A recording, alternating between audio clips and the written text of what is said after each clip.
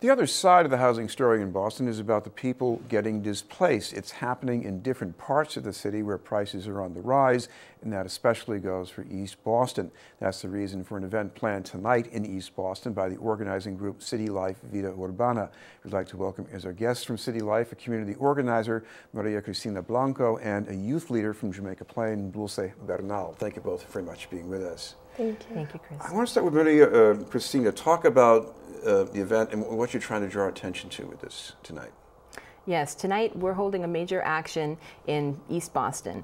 And East Boston is one of the hot spots where there's a lot of displacement going on and there's a lot of organizing going on. Tenants are fighting back. Residents who've lived in their neighborhoods for 20, 30 years, who've raised families there, are saying just because the market is heating up shouldn't mean that I have to be forced from my home, from my school, from my city and my neighborhood. And so they have come together and planned an action centered around featuring one of the most appalling cases of displacement that we've seen recently, where families living in a building where a new owner had purchased with a business plan of displacing the tenants and getting in new tenants at a higher rent, was doing some repairs on the building, and the back wall collapsed, and so then the residents who were already fighting no-fault evictions in court were then displaced completely and put into temporary shelters, shuffled between motels and hotels as they tried to have their children go back to school and not have a stable place. And that just continued for weeks and weeks in the summer, in the fall. And then on Thanksgiving Eve, they were really completely left without any options because a court permitted the landlord to stop paying for their temporary housing. And at that point, they received sanctuary from a Lutheran church, Our Savior's Lutheran Church in East Boston. And so those families have been sleeping in the church basement, and they've held actions and vigils to call attention to this problem, which is not the first time we've even seen this type of displacement. It happened in Chinatown earlier this year. It's happened in East Boston in the past. But that situation is ongoing, and so there will be a vigil that will start at the church, but we're also going to go on and bring in leaders from tenant associations all across the city to form a procession, to march over to Maverick Square. We're going to erect a holiday tree. We're going to have somewhat of an alternative tree lighting where we'll be lighting up Maverick Square with lanterns spelling out our messages that we need justice. We need to change the eviction laws so that families don't go through these no-fault eviction processes. We're going to light up a tree and hang decorations representing all the tenant associations coming together from across the city. Dulce, a few months ago there was an action where your family was living near Eggleston Square. What's happened since then? Well, since then, we haven't really found a new place, nor have we had any movement in the case. It's still like ongoing, and we're still like with the situation, which we have been in the first place, which is we just like stay there, but it's not really for a permanent time. We haven't been guaranteed that we will stay there for a longer period of time. So we're just kind of in doubt right now because we don't really know what to do. How's it affected you? I mean, you're in high school, what, Boston Latin? You know, you're supposed to concentrate on your work and do a lot of it. So, I mean, how is this hanging over your head? It kind of worries me because I don't want to move out of Boston, because I know if I move out of Boston, I can't attend the same school that I go to now, and I want to stay there and continue until I finish high school. And also I worry because I have a family and I want to know that they're safe and they have somewhere to live. I don't want to go around place to place, hotel to hotel, like other people have been forced to do.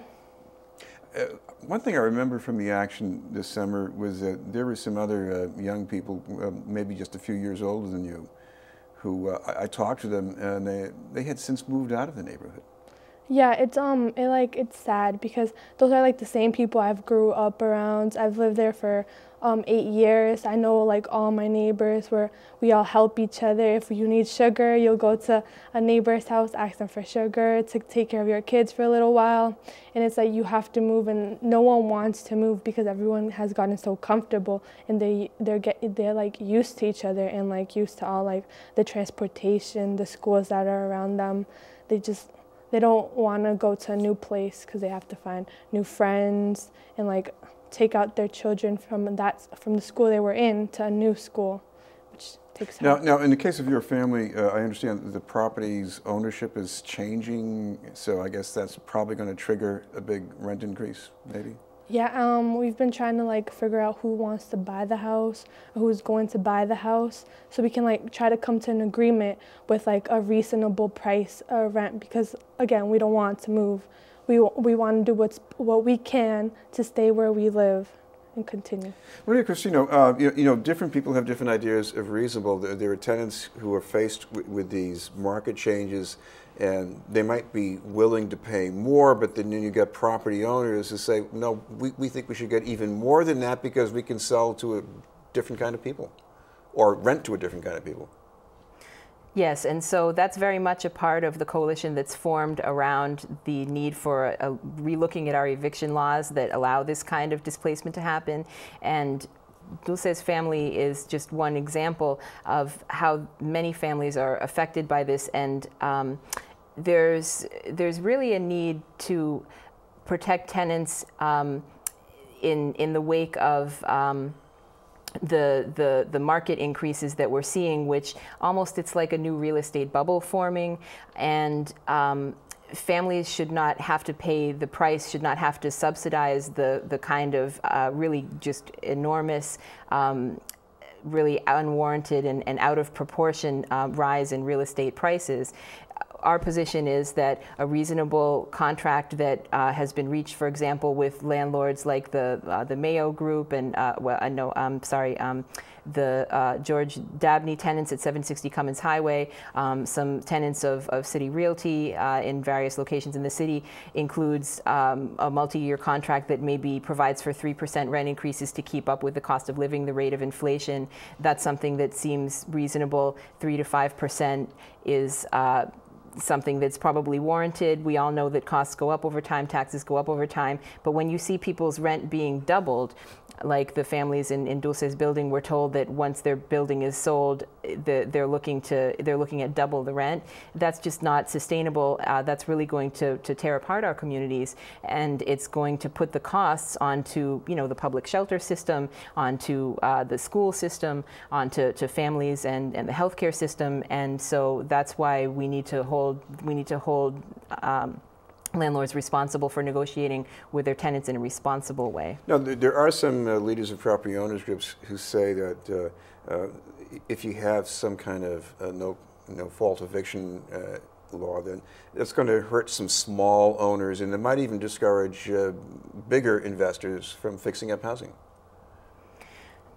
We feel that our proposal to reform the eviction laws to try to stop the kind of no-fault evictions that the tenants at the Maverick Street building, where we'll be holding a vigil tonight, the tenants at Dulce's building, 26 School Street in Jamaica Plain, the kind of legislation that we're looking to pass that would give them the right to negotiate with their landlords over rent increases, and to know that as long as they're a good tenant, they don't violate their contract, they pay their rent, then they should not be evicted no fault.